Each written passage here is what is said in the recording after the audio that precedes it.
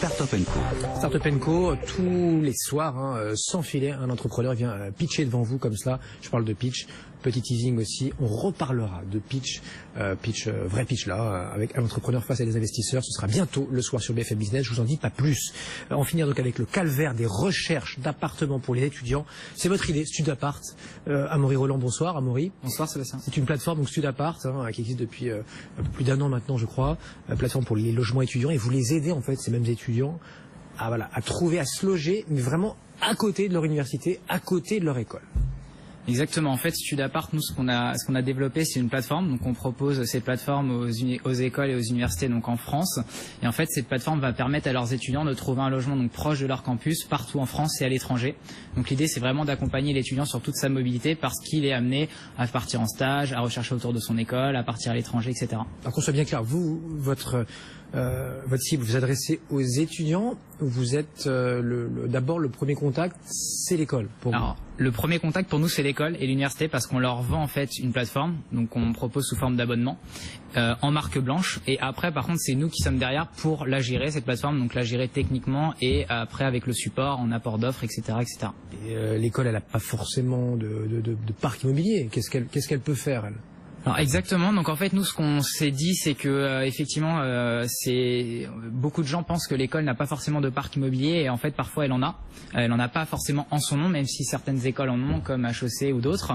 Mais elle a tout un tas de propriétaires qui localement en fait sont intéressés pour toucher leurs étudiants. Sauf qu'ils n'avaient pas forcément d'outils, ces propriétaires proches de l'école, pour toucher cette cible étudiante.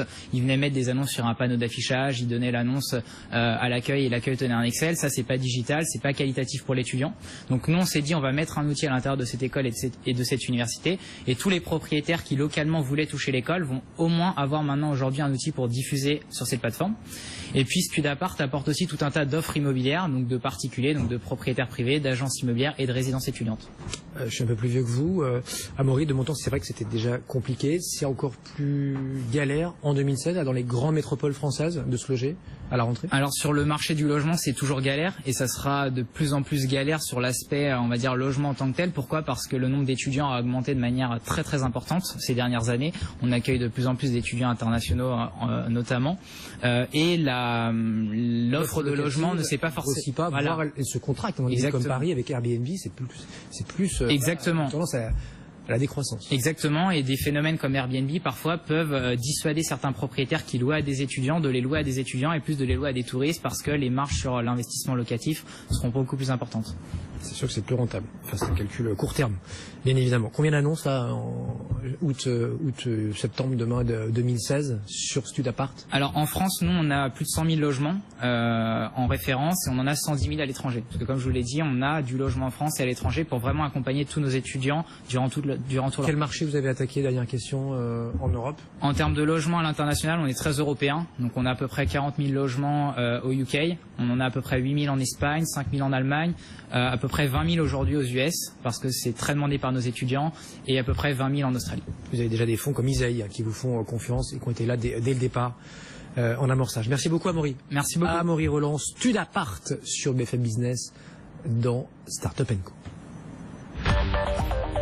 Tech & Co, le grand live du numérique sur BFM Business.